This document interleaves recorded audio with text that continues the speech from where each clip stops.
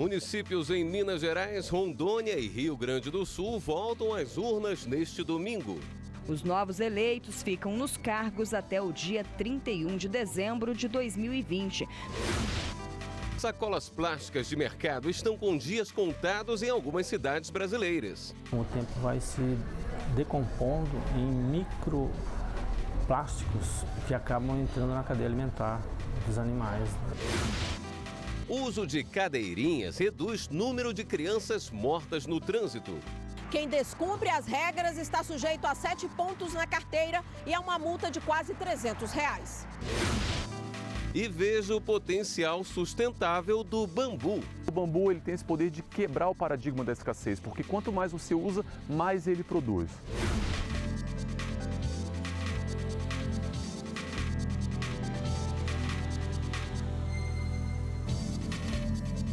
Olá, boa noite. No próximo domingo, 5 municípios dos estados de Minas Gerais, Rondônia e Rio Grande do Sul realizam eleições suplementares. Os eleitores vão às urnas escolher novos prefeitos. As eleições suplementares serão realizadas no dia 7 de julho, das 8 da manhã às 5 horas da tarde, horário local. Os eleitores de Candeias do Jamari, em Rondônia, vão às urnas para eleger novos prefeito e vice-prefeito. As eleições são em decorrência do falecimento do prefeito Francisco Vicente de Souza e da cassação do mandato do vice-prefeito Luiz Lopes Iquenouche Herrera.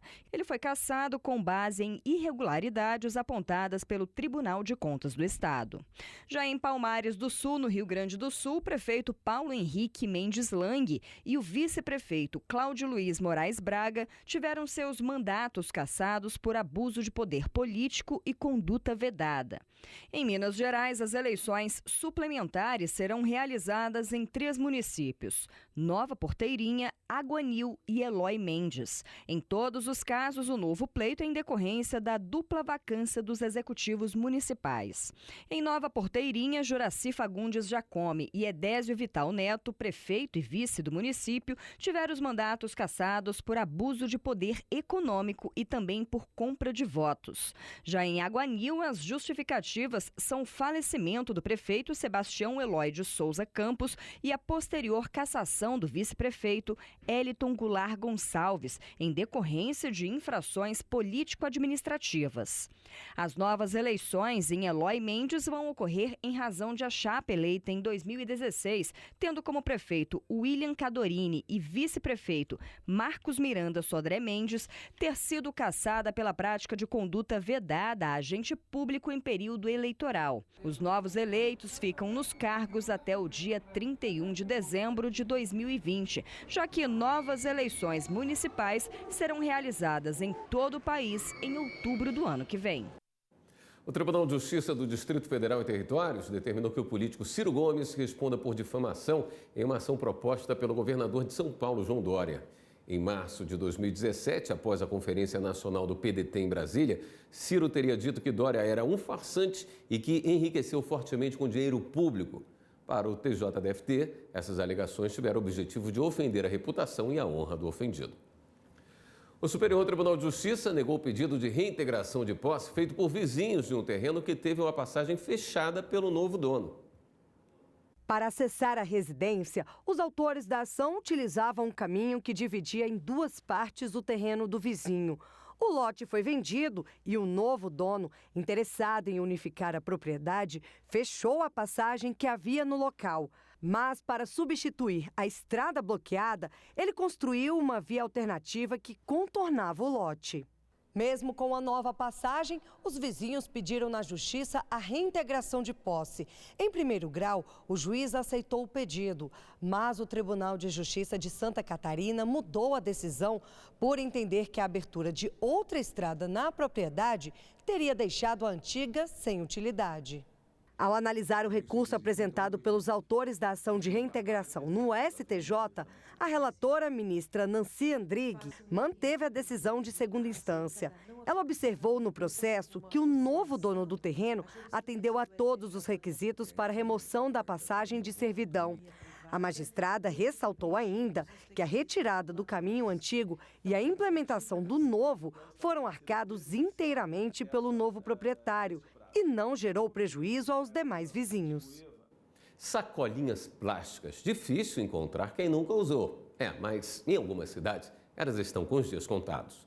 A legislação determina que elas sejam substituídas por material biodegradável. O objetivo é proteger o meio ambiente. Elas ganharam a simpatia do consumidor, principalmente por serem práticas e versáteis. Dona Maria Helena não esconde de ninguém que pega muita sacolinha no mercado. A gente usa em casa até pro lixo.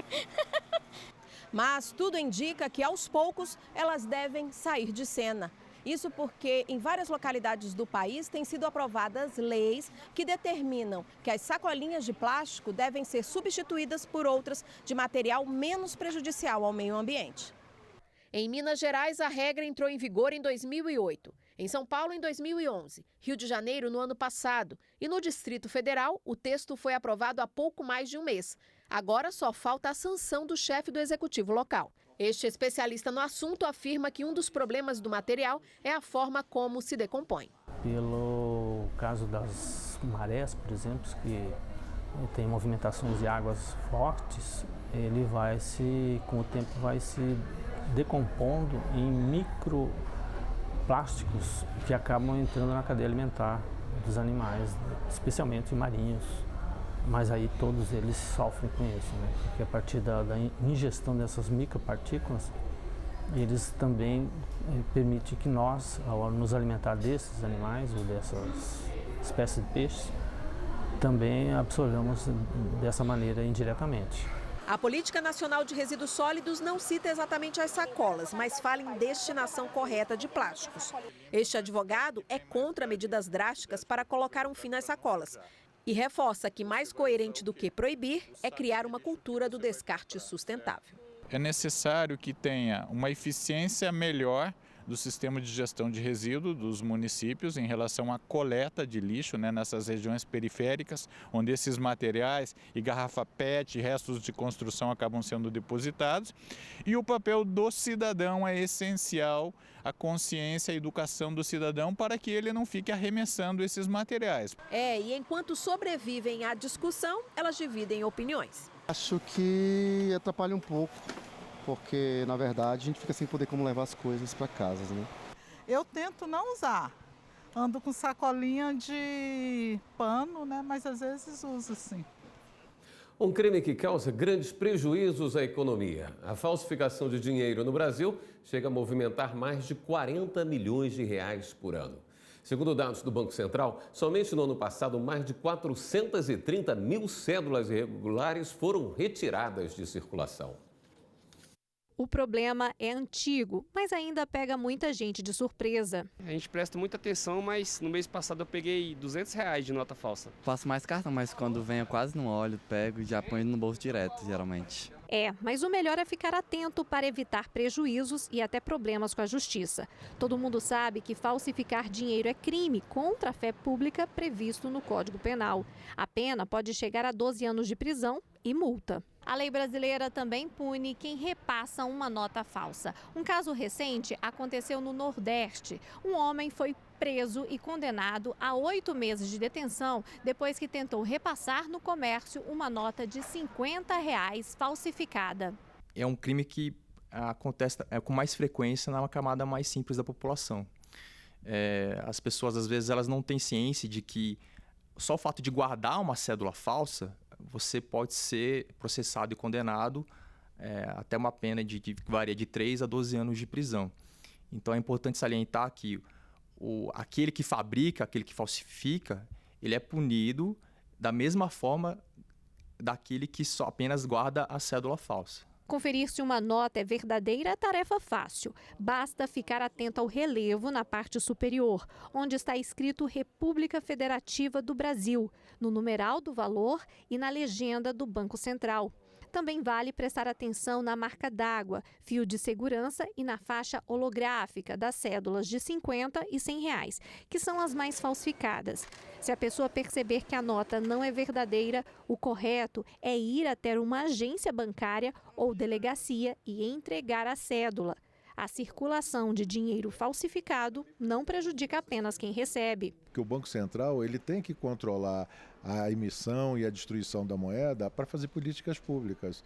Então, se por acaso surge um mercado informal, um mercado paralelo, foge do alcance do radar do Banco Central. Isso traz consequências nefastas e danosas à economia nacional. E a seguir, Cadeirinha reduz número de crianças mortas no trânsito. Davi só anda assim, bem confortável no cadeirão. E Samuel, que já é um rapazinho, sabe a importância do cinto.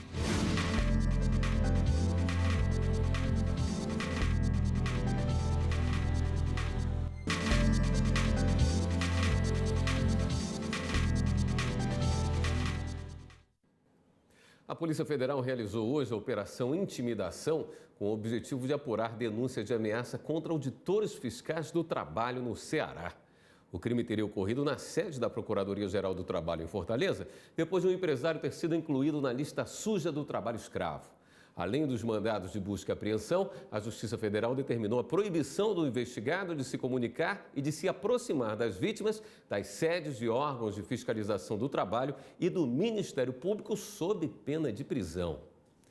Você conhece a síndrome de burnout? A doença está na lista da Organização Mundial da Saúde como um transtorno decorrente do trabalho. Os sintomas do que seria um transtorno ocasionado pelo trabalho começaram a aparecer em 2014 para esta bancária. Mas o diagnóstico só veio mais de 2 anos depois. Eu sentia tanto as dores de cabeça, irritabilidade, taquicardia.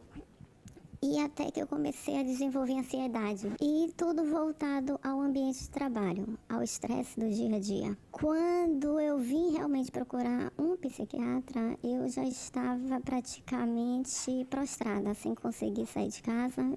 O problema que atinge a vida desta bancária tem nome, Síndrome de Burnout, e hoje está incluído na lista oficial de doenças da Organização Mundial da Saúde como esgotamento profissional que acontece devido às atividades exercidas no trabalho. É uma síndrome de fadiga crônica, então a depressão vem junto, vem o transtorno do pânico pode vir junto, pode vir também problemas de pressão alta. É uma doença que pode se tornar mais incapacitante a longo prazo. O trabalhador que possui a síndrome normalmente precisa se afastar para o tratamento.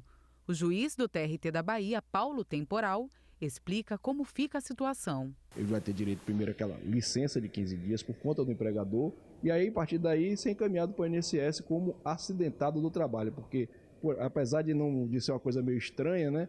Mas a lei equipara as doenças do trabalho ao acidente do trabalho. Uma pesquisa realizada pelo International Stress Management Association do Brasil, ISMA-BR, em 2018, mostra que 72% da população brasileira sofre alguma sequela do estresse, do nível leve ao devastador. Entre esses acometidos, 32% têm a síndrome de burnout. Apesar de ter retornado ao trabalho depois de ficar afastada, esta bancária ainda carrega o medo de ser despedida. A sensação hoje que eu tenho dentro da empresa é de frustração, decepção, porque isso é algo que você não controla. Ao retornar para a empresa, ele também vai ter que passar pelo mesmo processo que o acidentado do trabalho passa, de readaptação, se for o caso, se ele não puder desempenhar a mesma função que desempenhava antes, e tiver como o empregador aproveitar essa mão de obra, aí ele vai ter que fazer uma readaptação e vai ter aquela estabilidade de 1 ano garantida pela lei previdenciária. Dados do Ministério da Saúde apontam que nos últimos 8 anos, o uso de cadeirinhas reduziu o número de crianças mortas no trânsito. A legislação em vigor é do CONTRAN, o Conselho Nacional de Trânsito. É uma exigência que começou em 2008. Uma resolução do CONTRAN, Conselho Nacional de Trânsito, determina que os menores de 10 anos devem ter mais segurança dentro dos veículos. De acordo com a norma, até 1 ano de idade é obrigatório o bebê conforto. De 1 a 4 anos, a criança deve andar na cadeira. Dos 4 aos 10 anos, no assento de elevação. Os mais velhos podem usar o próprio cinto do carro e até sentar no banco da frente. Dados do Ministério da Saúde apontam que nos últimos 8 anos houve redução em 1/3 no número de crianças de até 9 anos de idade atendidas em estado grave após sofrerem acidente de trânsito. Na mesma faixa etária, a queda nas mortes foi de quase 20%. Especialistas atribuem esse resultado à lei que determina o uso dos equipamentos. A gente tem trabalhado muito com as mães que às vezes acreditam que estando no banco de trás, segurando a criança no colo, essa criança vai estar protegida. E na verdade não está. Até porque, se a gente somar a velocidade do carro, uma frenagem brusca ou um impacto na traseira de um outro veículo ou de um objeto fixo, a velocidade vai gerar um impacto muito forte para a mãe e pode ser que a mãe não consiga segurar a criança, até naquele momento de distração da mãe. E nós já tivemos vários casos que o bebê é arremessado no para-brisa e muitos atravessam o próprio para-brisa. Quem descumpre as regras quando parado pela polícia e agentes do Detran fica com o carro retido no local até regularizar a situação. Além disso, está sujeito a 7 pontos na carteira e multa de quase R$300. Nesta família, todo cuidado é pela segurança das crianças. Davi só anda assim, bem confortável no cadeirão. E Samuel, que já é um rapazinho, sabe a importância do cinto. Aí passear com ele, como é que é? Coloca na cadeirinha. A gente comprou uma cadeirinha que tem um sistema de segurança, o Isofix, que ele é mais seguro, né? E a gente não abre mão. Ele pode estar chorando, reclamando, que ele vai estar sempre na cadeirinha. Independente, né, dessa discussão que está tendo hoje em dia, eu acredito que o que vale mais é a segurança e a proteção das nossas crianças, né? E a seguir, o bambu como aliado da sustentabilidade. Bambu é versátil, vem ganhando espaço na arquitetura, no design de interiores.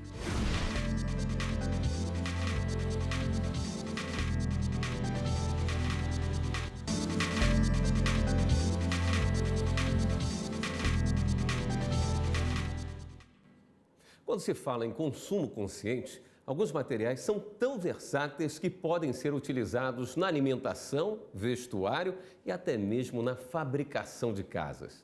Na reportagem de hoje sobre ecodesign, você vai ver as maravilhas que podem ser feitas com o bambu. Seria muita injustiça nossa falar de ecodesign e não citar uma das principais matérias-primas entre os profissionais que esbanjam criatividade e ousadia. Bambu é versátil, vem ganhando espaço na arquitetura, no design de interiores. Bambu é explorado como alimento, no artesanato e pode ser uma ótima estrutura de casa. Um espaço totalmente diferente, em cima, embaixo, as escadas, há bambu em todos os cantos. Bruno é especialista em bambu, técnico em edificação e mestre em ciência e tecnologia. Quando descobriu o potencial da planta na bioconstrução, desistiu do cimento. A gente procurou, no desenvolvimento dela, gastar o mínimo de energia possível. E como isso é possível? A gente, principalmente, utilizando materiais do local, né? Então a gente foi buscar as ecotécnicas que permitiriam a gente construir. Então a gente utilizou o adobe aqui nas paredes, né? Que é a edição de super adobe, que é uma técnica de barro prensada à mão, né? Quando chove, Bruno desvia a água das calhas para o tanque de tilápias. A casa é a primeira feita de bambu em Brasília. Virou referência nesse tipo de construção. É a natureza em harmonia. Bruno segue o protocolo. Antes de usar os troncos, trata o bambu para evitar problemas futuros. E a gente está fazendo aqui um tratamento mais ecológico que tem, que é esse. Você corta o bambu, quanto mais verde ele tiver, melhor. Você fura os 2 primeiros entrenós, enche com o sal de bórax, que é um adubo, né, totalmente ecológico, não tem nenhuma contaminação grave. E aí o bambu está verde, ele continua transpirando. Então ele chupa esse sal de bórax, preenchendo os poros e deixando ele imunizado aos ataques dos bichos, do caruncho, do bambu, né, de Noderos minutos, que é a pior praga que combate ele. Aí dessa forma você consegue garantir um uso permanente durável do bambu. Visitamos a chácara do Bruno de 2 hectares de área, ou 20 mil metros quadrados. Aqui a gente entende que bambu está ao alcance de todos, embora não haja uma cadeia produtiva forte no Brasil. Eu acredito que está crescendo muito a conscientização, porque o bambu ele tem esse poder de quebrar o paradigma da escassez, porque quanto mais você usa, mais ele produz, né? Então ele é uma matéria-prima muito interessante quando corretamente utilizado. Bruno nos explica que o produto também exerce função social. Dependentes químicos cadastrados em uma ONG da cidade ocidental, em Goiás, aprendem a trabalhar com bambu antes de retornarem ao convívio social. A gramínea abre portas para todos. cada galinho desses, ela vira uma outra muda. Então o cara pode fazer a multiplicação das mudas para venda, ele aprende a produzir os produtos, no caso dessas aqui, mudas para brotos. Ele aprende a produzir a conserva de broto, cada uma vendida vai dar para ele entre 15 e 20 reais, e aprende a fazer o mobiliário, aprende a fazer o artesanato, coisas pequenas que ele faz com equipamento simples, muitas vezes até com apenas um canivete, e ele consegue dessa forma ir se reinserindo no mercado de trabalho. Estamos no Paranoá, a 15 quilômetros da área central de Brasília. O estúdio onde são fabricadas essas peças são de um homem que transforma matéria-prima em obra de arte. O Juan Pablo é colombiano, conhecedor de bambu desde a adolescência. Trabalhou no país vizinho com artesanato há muito tempo. Depois, Juan Pablo conheceu um brasileiro que lhe fez uma proposta irrecusável: montar uma oficina. A parceria estava feita. O ano, 2014. De lá para cá, Juan Pablo foi conquistando espaço no mercado. Hoje trabalha sem sócio e tem uma clientela fiel. Para fazer coisas como essa, você tem que gostar muito do que faz, né? Eu acordo todo dia às 6 horas da manhã e posso chegar a ficar aqui até 8 horas da noite. Eu posso fazer até 14 horas na oficina. E quando acaba o tempo, eu penso, poxa, que pena que acabou o dia. Juan faz o que ama. O trabalho é quase um hobby para quem deixou tudo para trás para viver aqui. E você se adaptou ao Brasil, Juan? Ah, não tem como não gostar desse país, gosto muito do país. Eu levo aqui no meu relógio, verde e amarelo, em todo canto. Todo dia eu agradeço, feliz. Agora vamos dar um giro na rede para saber das últimas notícias.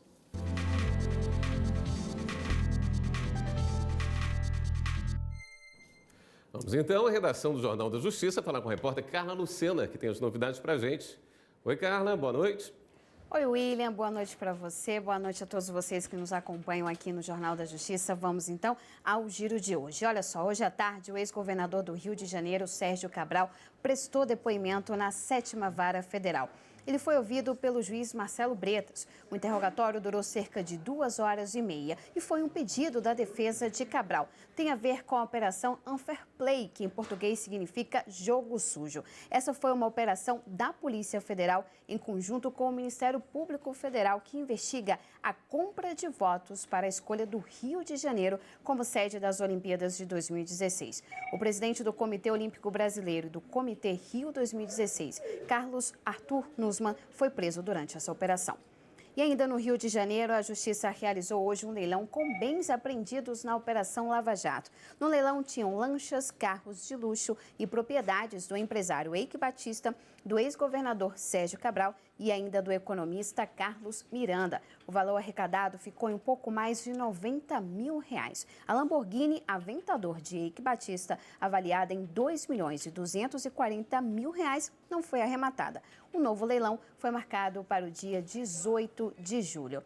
Vamos à última notícia do giro de hoje. A Polícia Federal prendeu 4 empresários em Boa Vista. Eles foram presos na 2ª fase da Operação Tântalo, que investiga desvios de recursos públicos de merenda escolar em Roraima. Também foram apreendidos um caminhão e 8 carros, alguns de luxo. A Justiça também autorizou a quebra de sigilo bancário e fiscal dos envolvidos e o sequestro de bens e bloqueio de valores de até R$5 milhões. E você aí de casa quer rever alguma das nossas reportagens? Então segue a gente no nosso canal no YouTube, é TV Justiça Oficial. Eu fico por aqui e agora segue com você, William. Obrigado, Carla. Jornal da Justiça, 2ª edição, fica por aqui. Obrigado pela sua companhia. Até amanhã.